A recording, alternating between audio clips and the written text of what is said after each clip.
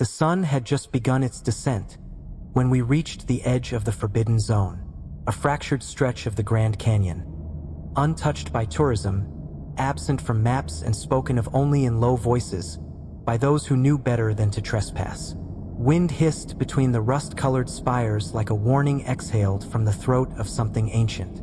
I remember thinking it sounded almost serpentine. There were 6 of us in total, but the only names that matter are mine. Dr. Calamire, archaeologist and professed believer in what others call supernatural. And the 2 men whose convictions would shape the days to come, Dr. Everett Voss, the expedition leader and a man of granite skepticism, and Ashki Begay, the Navajo translator who had said nothing during the entire 6-hour hike.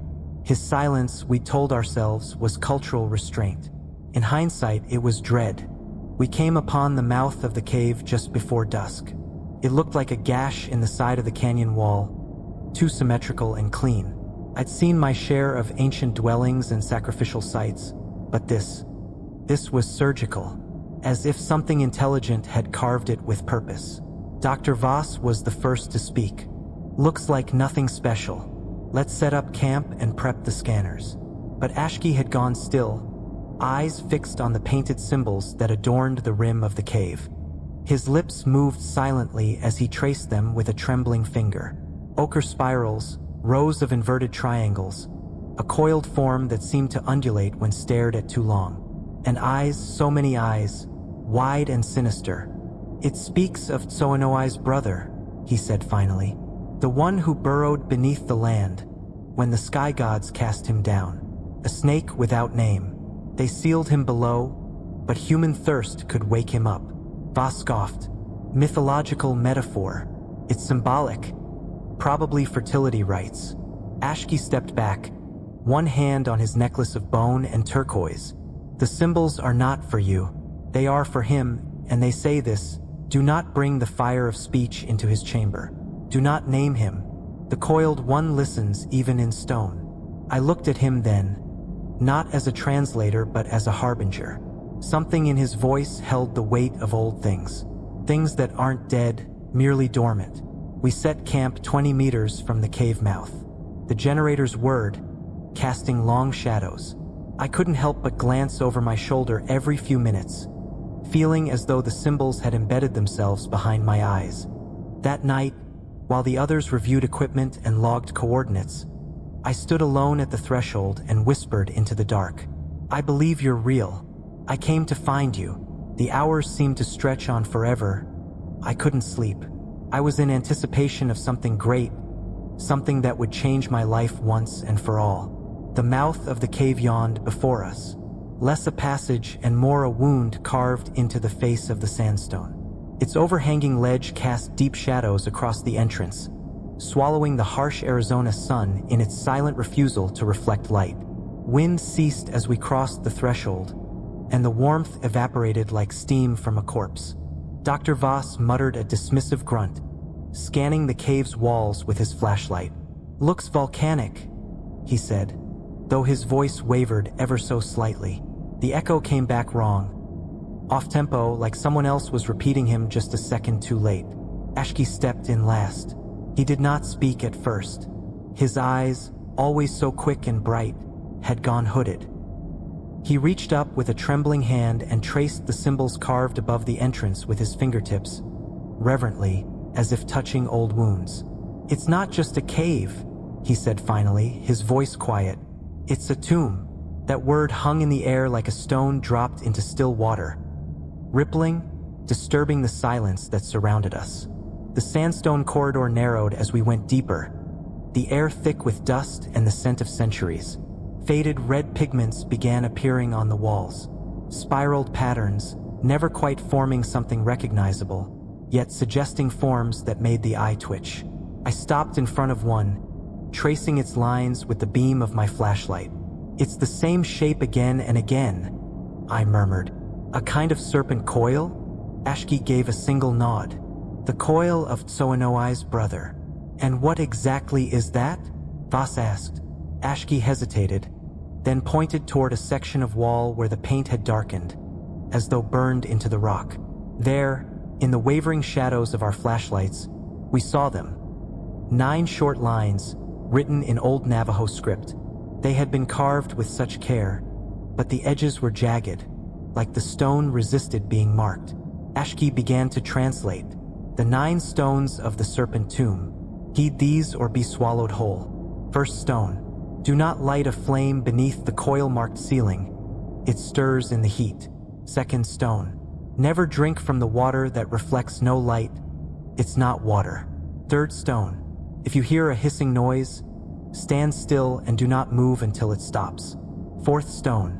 Don't steal the treasures from the tomb. You will pay for them with your health. Fifth stone. If the serpents on the wall begin to move, shut your eyes and do not open them, no matter what you hear. Sixth stone. Don't touch the obsidian altar. Its hunger is older than stone. Seventh stone. When you reach the bone chamber, leave your tooth as an offering before you leave. Otherwise, they will strangle you. Eighth stone. A door with fangs should not be opened. Ninth stone. If the seal of the door with fangs is broken, do not go in. A coiled one is imprisoned in a large sealed well. It will play on your desires and try to take control of your mind. Dr. Voss scoffed. Primitive myth, meant to keep tomb robbers out. Or fools in, Ashki said without looking at him. Something shifted beneath our feet. A breeze passed from deeper in the tomb. It carried the scent of musk. I touched my pendant. A tiny iron cross my grandmother once gave me, and felt its warmth vanish. The stone around us grew unnaturally smooth, like it had been worn by something slithering. The walls pressed inward, and I could feel the breath of the tomb growing colder, more deliberate, as though it was aware of us. Every step I took felt heavier, and I stopped pretending it was just the gear strapped to my back. Ashki paused beneath a low arch etched with spirals and serpent motifs, so worn they looked like coiled shadows. His breath misted in the air as he ran a hand along the ceiling. "The mark," he murmured, voice taut. "This is where it begins." "Begins?" Voss snorted. "Ash, you make it sound like we've entered a stage play." I pulled out my notebook, tracing the pattern. The etching looked scorched into the rock. The coil gleamed in the beam of my headlamp, almost wet. I couldn't stop staring at it. Something in my chest tightened the longer I looked. Something primal. Ashki's voice dropped to a whisper. "My grandfather warned me about that coil mark. Never bring flame beneath it. It remembers heat." Simon, our collection specialist, fumbled with his Bunsen torch. "Well, unless your snake god's a draftsman, we'll need more light if we're gonna map anything. We'll just keep the flame low," he muttered. "Wait," I said, but it was too late. He clicked the igniter and a thin flame hissed to life. For a moment, nothing happened. Then the ceiling above us shimmered. The spiral writhed. I blinked hard, thinking it was a trick of the light, but Simon gasped, and I saw it too. The stone seemed to flex, the coil twisting deeper into itself, alive and wriggling in the heat. A low, wet rumble followed, like a throat clearing from the bowels of the earth. The torch flared unnaturally bright and died. Our headlamps flickered, and for a second, everything went black. I froze. Behind me, Voss cursed under his breath. Ashki had dropped to one knee, muttering in Navajo language again. Fast and urgent. The smell that followed was unforgettable. Burnt copper and musk, like blood boiled over a campfire. When my headlamp stabilized, I looked up. Cold yellow light pierced the dark and illuminated the ceiling above. The coil mark was gone. In its place was texture. Grooves, ridges, and something wet, glistening between them. It looked like flesh. Coiled, massive, and twitching slightly, as though disturbed from deep ancient slumber. "We need to move," I said, trying to keep my voice from shaking. "Back the way we came." But when we turned around, the passage behind us was sealed. No collapse, no debris, just uninterrupted stone, as though the cave had never opened for us at all. Ashki rose slowly. "You broke the first rule," he said. "You gave it heat. You gave it attention." The silence was replaced by a soft breath, echoing from somewhere beyond the walls. Simon backed away from the flesh ceiling, hand over his mouth. What did I wake up? A new tunnel split open along the right wall. I think it's leading us, I whispered. No, Ashki said. It tracks down its prey. We descended into the earth one breath at a time, the rock growing colder the deeper we went. The air thickened into something more like breath, warm in pulses, as if the cave itself were exhaling slowly around us.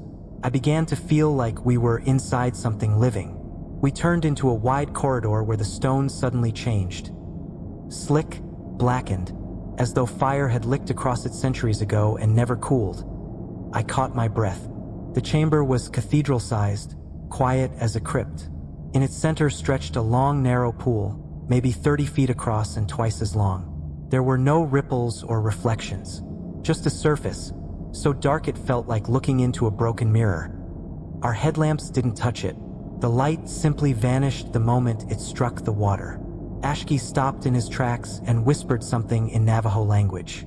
I looked back at him, and for the first time since we'd entered the tomb, I saw real fear in his eyes. This is the thirsting pool, he said softly. The elders say it drank the sky once, in the time before men. Anything that falls in never leaves. Simon laughed, a short, brittle thing, and stepped toward the edge, kneeling to study the pool. Looks like any old mineral basin, probably high iron content. No wind down here to break the surface. We're in a tomb, Simon, I said, stepping beside him. There's a reason second stone was carved above the entrance. He shrugged and stood, brushing off his hands. Still fascinating. This would make one hell of a paper. Voss crouched nearby, breathing heavier than usual. His face had gone pale, skin slick with sweat despite the cold.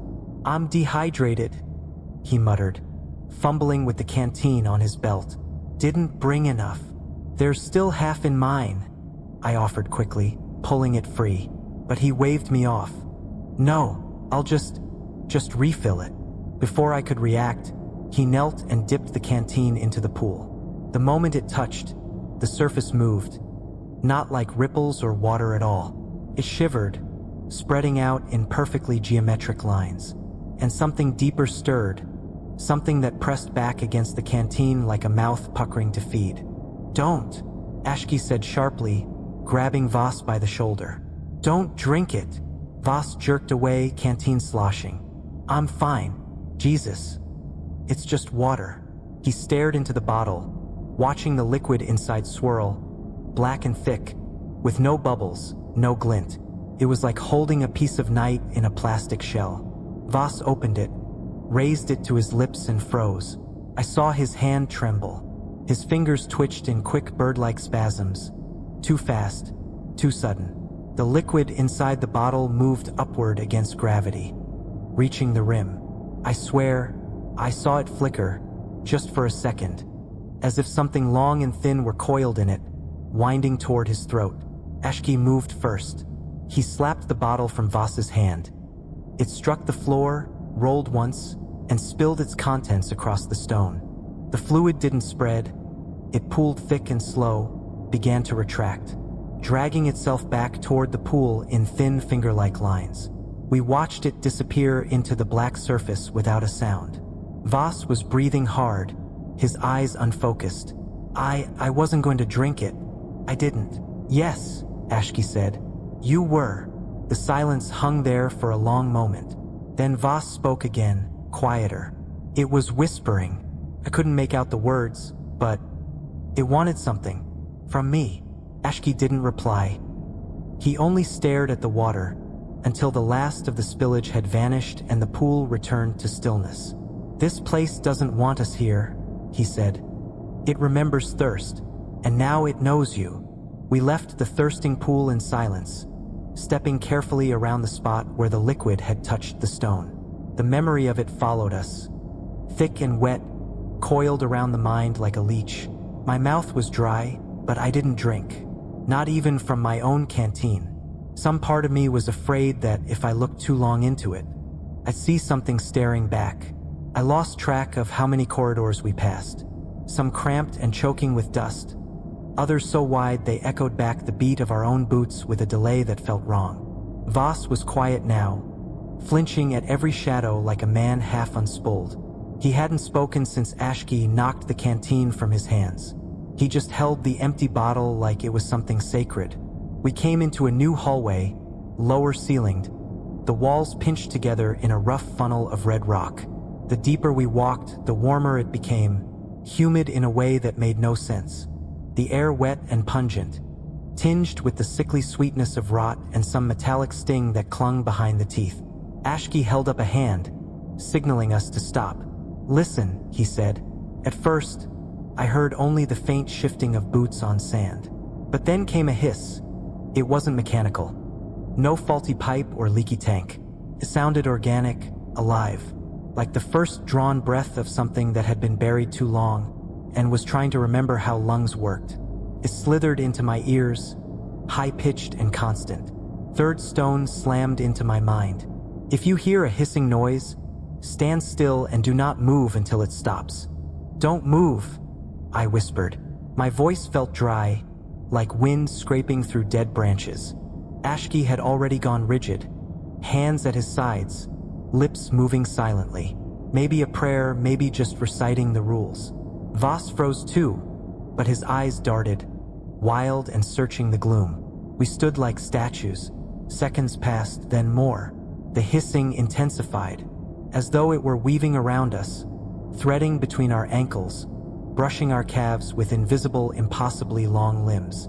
I felt something pass behind me, a pressure shift in the air like someone large had leaned too close. I tasted copper. A bead of sweat ran down my spine. My thighs cramped. I didn't dare move to ease them. Even my breathing slowed, desperate to mimic death. I saw movement in the corner of my vision. To my right, Simon twitched, just his head barely a flinch, but enough to tip the balance of the air around him. The hiss spiked, it split into several tones, like a cord being drawn across raw bone. Simon made a choked sound, panic strangled. His knees started to buckle. He turned to run. "Don't." I tried to whisper, but it came out strangled. He didn't make it a full step. The darkness bloomed. That's the only way I can describe it. It opened. Right behind him, the wall seemed to peel inward, stone bending like soft wax. From it came something pale and jointed, serpentine but rigid, covered in patches of flaking scale and what looked like charred skin. An elongated, fork-tongued snout emerged one by one.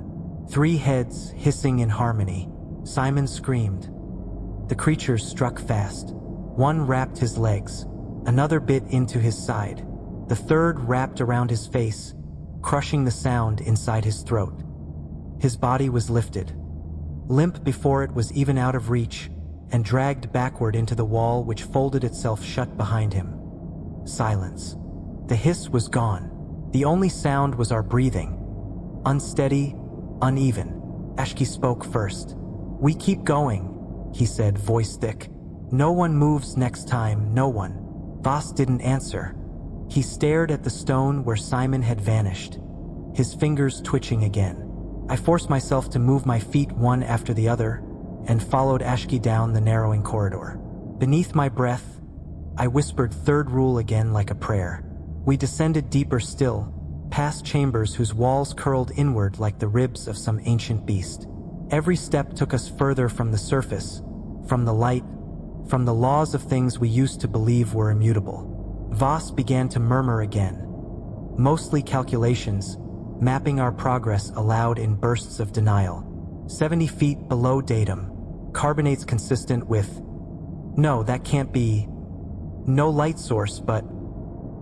He trailed off as we entered a vaulted chamber unlike any we had seen. It was a shrine. There were no bones, no glyphs of warning or spiraled coil markings.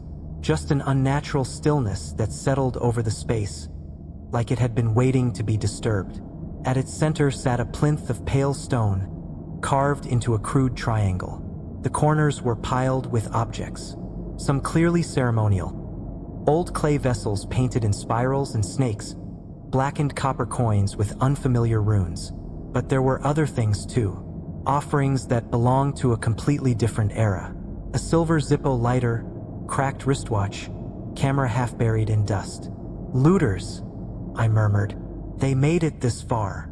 And didn't make it back, Ashki said. He stood at the threshold of the chamber. This place demands a balance. Those things were left to satisfy it. Voss crouched near the plinth. He wasn't listening anymore. I'm telling you, these designs don't match known ancestral Puebloan motifs. This is older. God, it's Paleo-Indian. If we bring one of these objects back, just one, Kala, it could rewrite everything. I felt the hunger in his voice, the desperation. He wasn't driven by faith or fear. He just wanted the glory. Ashki's voice sharpened. Don't steal from it. That's the fourth stone. Do you remember? Voss didn't even turn around. These are artifacts, not curses. I'm not afraid of a bedtime story.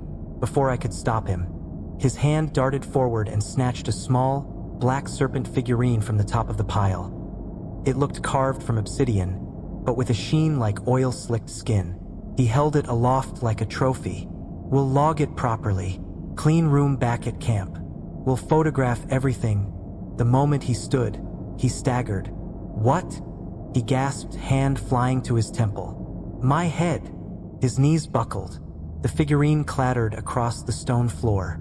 Blood burst from his nose, then from his mouth. I rushed to him, grabbing his shoulders as he collapsed. His skin was pale and soaked with sudden sweat, but cold as stone. His eyes rolled back, veins bulging black beneath the skin like something slithering beneath the surface. He clawed at his own throat, gurgled. Ashki didn't move. He just whispered something in Navajo, low and steady. Help me, I snapped, but Ashki shook his head. I warned you. Voss arched backward and vomited something dark, thick as tar and writhing with tiny glistening threads that recoiled as they touched the air. Then, just like that, he stopped. He didn't die. His chest still barely moved, but his eyes were wide, bloodshot, and fixed on the ceiling. I think it took something from him, I said quietly. His voice, his will. Ashki finally stepped into the chamber. He picked up the figurine, wrapped it in cloth without touching it directly, and placed it back on the plinth. You can't take from this tomb. You only borrow, and it always takes back more. I looked at Voss, curled like a child, his lips twitching soundlessly. I'm not leaving him here, I said. No, Ashki replied. But from now on, you'll be carrying more than his weight. As we fashioned a crude stretcher, I glanced back at the pile of objects. The camera, the lighter, the wristwatch, all trophies from the arrogant. A quiet museum of those who thought they were owed something ancient. The tomb had let them take, but it never let them keep. Voss remained silent after what happened in the shrine. His body remained warm, his breath shallow but steady, yet something vital had left him in that chamber. Some flicker of resistance. His eyes tracked motion but didn't react to it. As we carried him on the makeshift stretcher through the narrowing passageways, I felt more and more that we weren't saving him. We were smuggling something dead out of a grave that hadn't finished burying it. Ashki kept murmuring prayers under his breath, walking just ahead. The tunnel around us had changed. The stone was slick beneath our boots now, glistening as if from within. And the carvings. Gods help me. The carvings were watching us. They started as abstract etchings, the same spirals and coils we'd seen since we entered. But the deeper we went, the more literal they became. At first, they were stylized shapes of serpents, rows of arched bodies and forked tongues. Then, without any clear transition, they became precise anatomical. Fanged jaws mid-strike, scales etched with obsessive detail, hundreds of eyes carved in the serpent's hides, each eye no bigger than a fingernail but exquisitely rendered, open and unblinking. And suddenly they started to move. It was Tobias who saw it first. Our field technician, strong as a bull and too curious for his own good. Did you see that? He whispered, drawing close to the wall with the reverence of someone approaching a miracle. I swear, one of them. Look away, Ashki snapped, his voice taut as a pulled bowstring. What are you talking about? I said look away. Ashki turned, yanked Tobias back, but it was already too late. Out of the corner of my eye, I saw one of the etched serpents slithered forward along the stone, dragging itself between carvings. Its body coiled around a cluster of eyes that blinked once and vanished, as the thing slipped behind another design. Then the whole wall began to shift. That was the worst part. It moved like muscle memory returning to a dead limb. Slow and jerky. A lot of serpents, all of them sliding from their stone prison. Rule 5. I breathed and dropped to my knees. Close your eyes. Ashki was already on the ground. I followed, wrenching my eyes shut so tight my skull ached. I pressed my palms into the sockets for good measure, trying to forget the way the scales had looked. Wet and writhing, so close I could have touched them. Then came the sound. It started as a soft hiss, like steam venting from cracks in the wall, and grew louder, sharper, until it sounded like a pit full of snakes, all convulsing at once. Scales on stone, tails slapping rock. Then something else. A whisper in a language I didn't understand, spoken in a voice that slithered into my ear and coiled there. Kala, it said. I flinched. It was my voice, speaking from somewhere just behind my shoulder. You want proof? Here it is. I gritted my teeth, pressed harder. Don't you want to see it? The truth. The real truth. That everything you believed wasn't in vain. My body trembled. I could feel something just beside me. Something sinuous brushed my leg. Then another voice. Familiar, soft with concern.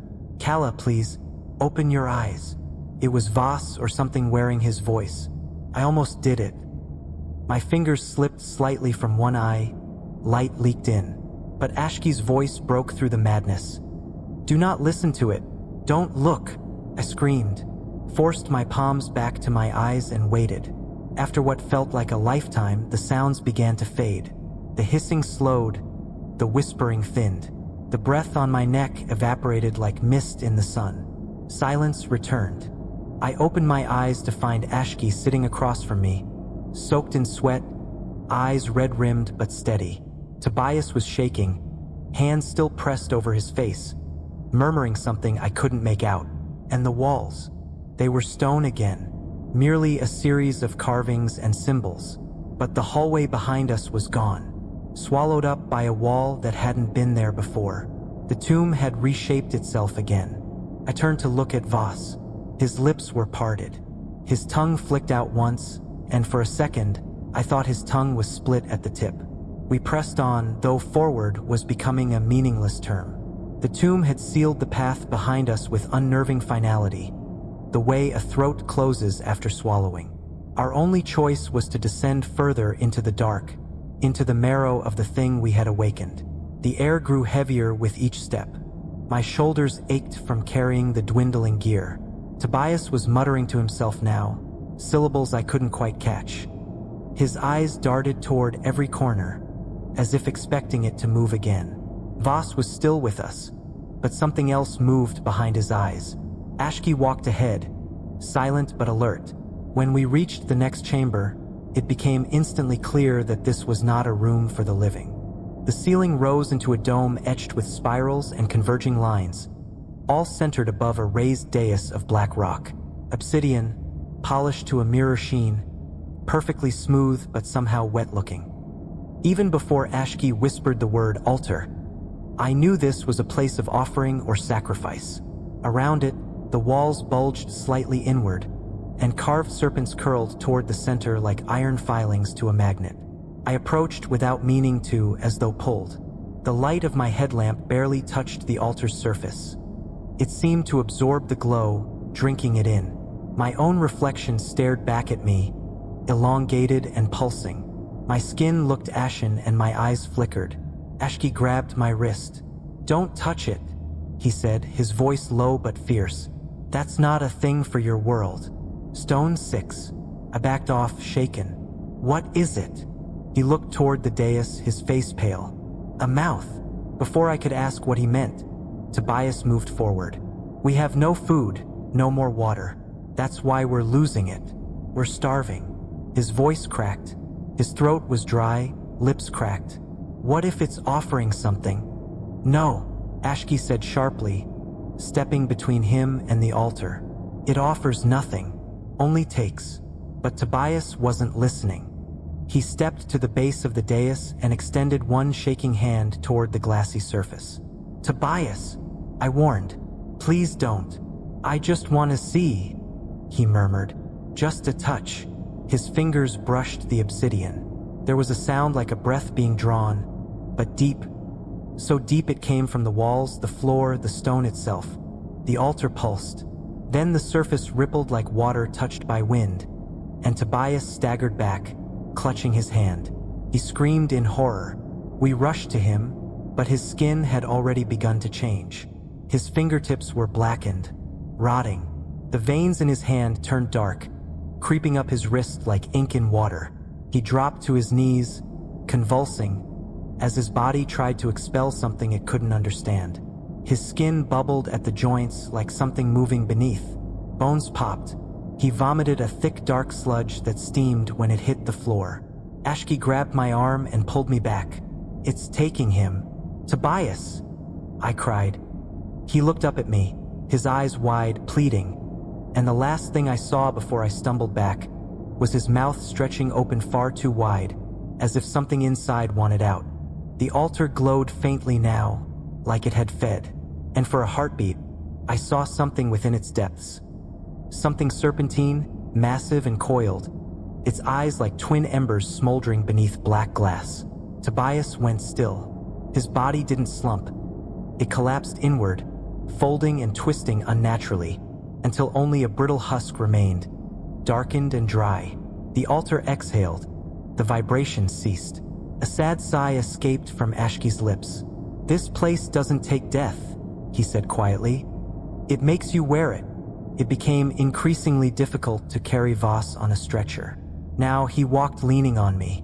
His body moved in a strange jerking rhythm, his limbs slow to respond, as though the messages from his brain traveled through molasses. He didn't seem aware of the blood that occasionally leaked from the corners of his mouth, or the way his tongue, now visibly bifurcated, flicked involuntarily when he breathed too hard. Whatever was happening to him, it had taken root beneath the skin. Ashki walked ahead, his hand pressed tightly over the pouch at his hip. I noticed he hadn't once looked back at Voss since the altar. Maybe he didn't want to see what was becoming of him. Maybe he already knew. Eventually, the walls opened into a long elliptical chamber. At first glance, it appeared empty. Then my eyes adjusted. The chamber's walls were stacked high with human remains. Femurs bundled like logs, skulls mortared into place with black resin. But it was the floor that caught my breath in my throat. Laid out across the stone like an ancient mosaic were bones of every kind, spiraled inward in a precise hypnotic coil. At the center of the spiral sat a shallow basin made of fused vertebrae and two lower jaws, open like clasped hands. Ashki stopped so abruptly we nearly collided with him. He inhaled sharply through his nose and whispered, "The bone chamber. This rule. What does it mean?" I asked, though I already knew.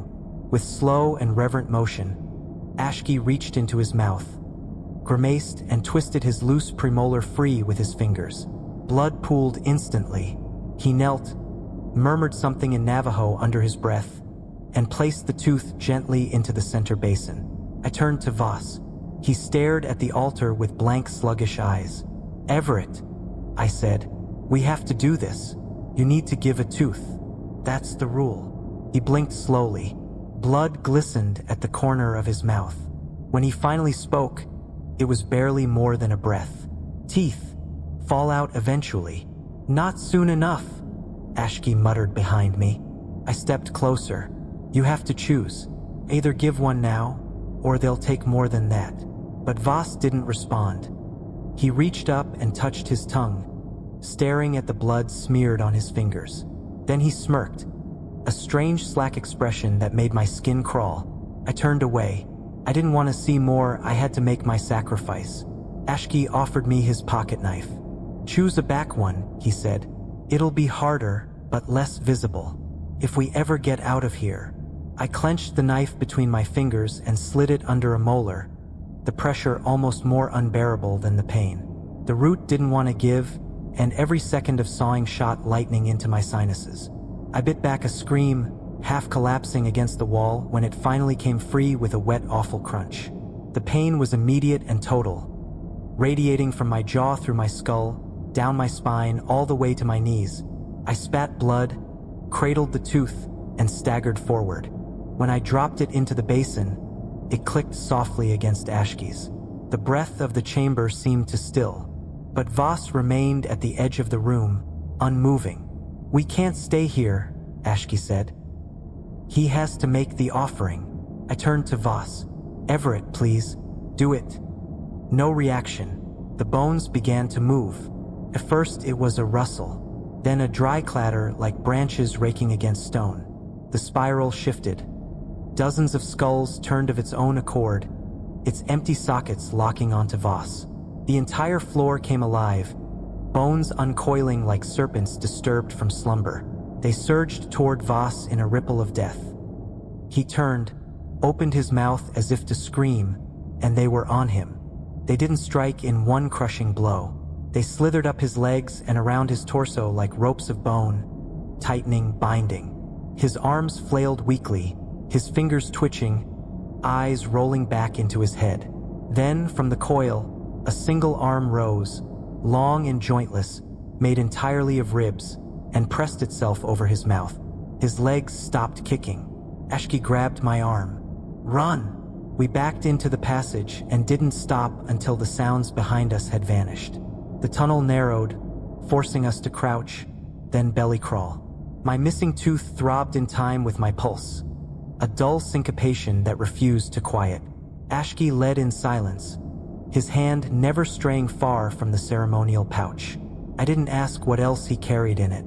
By now I understood we were beyond archaeology. This place wasn't built to be studied, it was built to contain. Eventually, the passage opened into a low circular antechamber. Headlamp light revealed elaborate carvings on every wall. Depictions of serpents swallowing men whole, of tongues splitting like roots, of humans kneeling before a well carved with concentric fangs. But it was the door that held me. It stood at the far end of the chamber. A slab of black stone, at least 10 feet tall, rimmed in deep red. The carvings on the door were unmistakable. Fangs. Sharp, hooked, protruding from the edges like the jaws of some impossibly wide-mouthed beast. A chill slithered up my spine. Ashki stopped just short of the threshold. "This is the door with fangs," he whispered. My breath caught. "Why would they build a door no one should open?" He shook his head. "It wasn't built for people like us. It was built for them, to keep one of their own trapped. A coiled one." His voice dropped, almost reverent. "A piece of the god." I crept closer, unable to help myself. The closer I got, the more I noticed a strange pressure in my ears, as if the air thinned just before the stone. My fingers ached. My jaw pulsed again. I started to hear a whisper from behind the door. It was the shape of speech. Wet breath forming syllables that crawled beneath thought. I heard my name. The voice was very similar to my mother's. "Kala, open it. You were always meant to see." My hand moved without consent. Just a step closer. Just a brush of my fingertips across the stone. "No," Ashki snapped. He grabbed my wrist hard. "Don't touch that door." I gasped like I'd come up for air. My eyes had unfocused. The stone had begun to warm beneath my fingers, almost pulse. "I heard her," I whispered. "My mom, she..." "That's not your mother." His voice was hard now. "That's how it tricks you. It listens. It wants you to open it." I looked at the door again. The fangs were breathing now, subtle but moving, expanding and contracting in tandem with the pulse I felt in my chest. My blood answered the rhythm. I stepped back. The seal on the door. "Looks broken." Ashki followed my gaze. A thin crack ran down the side of the door. It hadn't been opened, but something inside had pushed. "The last rule," he said softly. "If the seal of the door with fangs is broken, do not go in."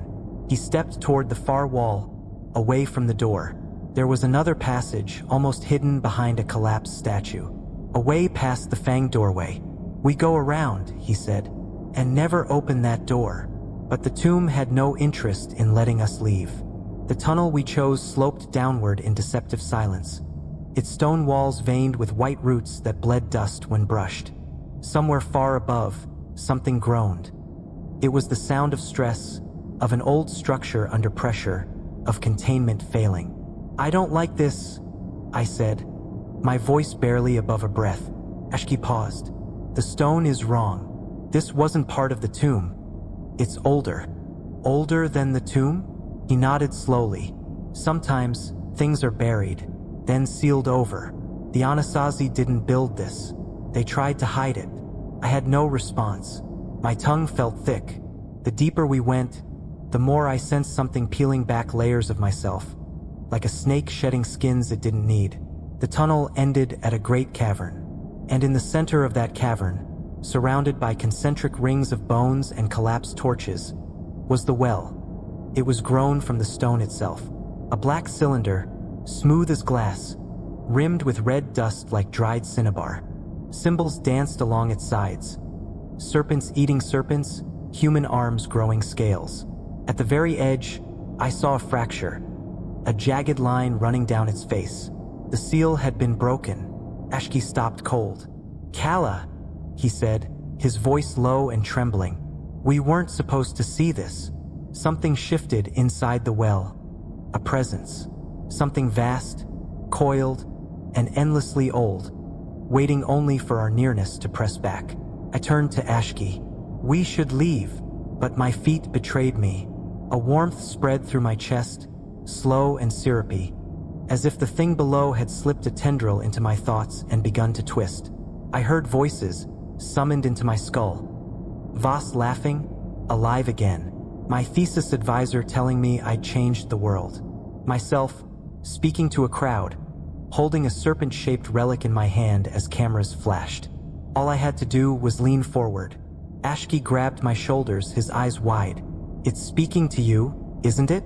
I nodded mutely, teeth clenched. He reached into his pouch and pulled out a bundle wrapped in animal hide. Red ochre dust, obsidian shards, and a knotted braid of black hair.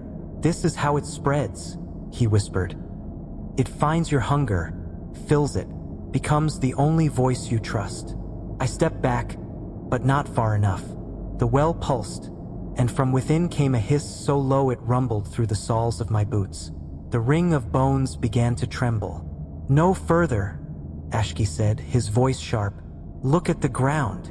Something moved among the bones. Tiny, pale shapes slithering in silence. I saw the eyes, dozens of pinprick black orbs, following me. They were forming a ring. Ashki grabbed my wrist and started pulling me away from the well. "Don't look at it." Even with the pull in my chest, I forced myself to turn, to let him guide me away, back up the tunnel. Behind us, something massive stirred inside the well. It had seen me. The serpent god was no longer content with whispers. Its tongue had tasted thought. In my mind, below language and fear, I heard the well whisper again. "Now you belong to me, daughter of hunger." The tomb no longer tried to hide its greed. As we fled back through the dark, I felt it breathing behind my thoughts. Slow, possessive, like a massive coil unfurling through my spine. Every shadow flickered with the illusion of scaled limbs just behind the veil of sight.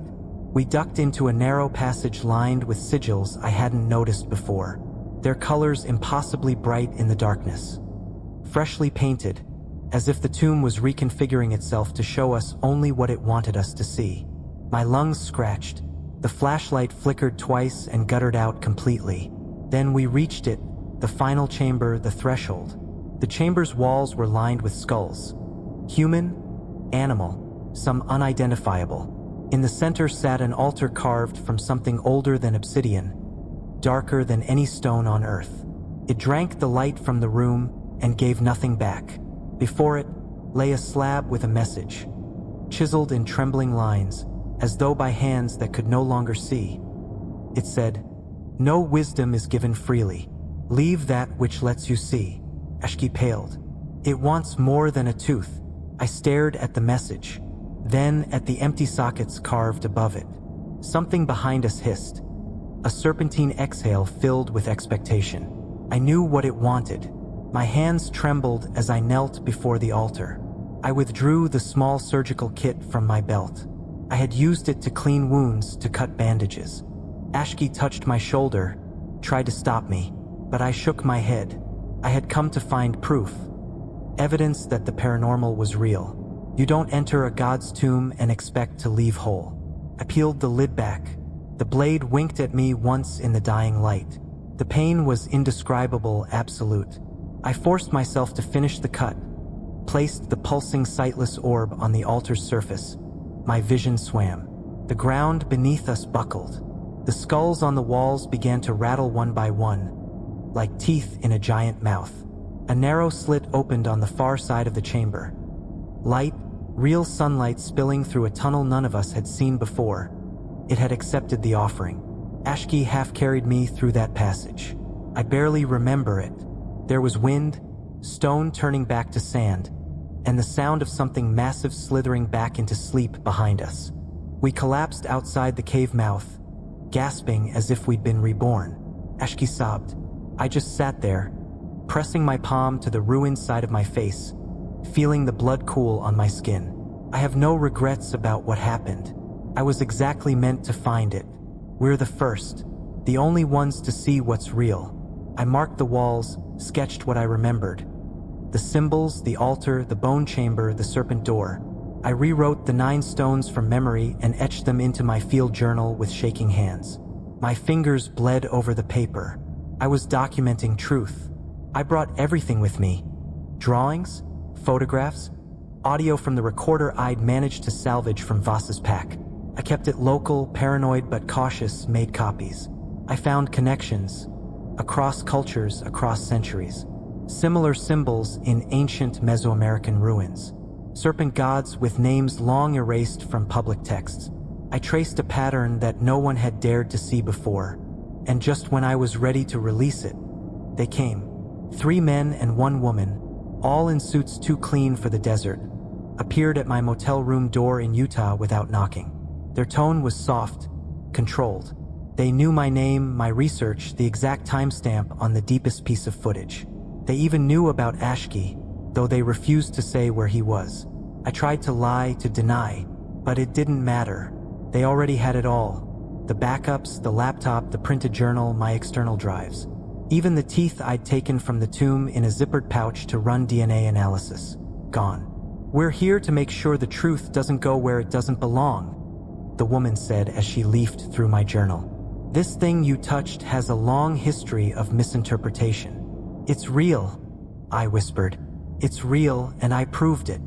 Her smile was pitying and cold. That's exactly why we can't let you keep it. They left me with nothing. No evidences, no career.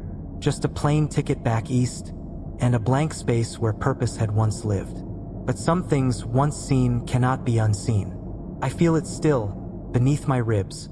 A soft hiss in moments of silence, the scales changing my skin. It waits for me in dark water. I will go back. The truth doesn't vanish just because someone buries it. And some doors, once opened, never truly close. Another tragic outcome.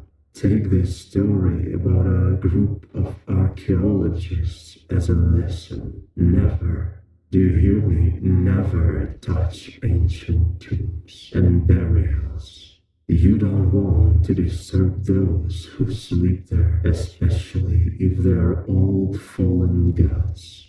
I have encountered them, and I can say with certainty that these insidious entities will do anything to satisfy their bloodlust. I highly recommend you to take care of yourself and stay away from them. You cannot die without hearing my new story.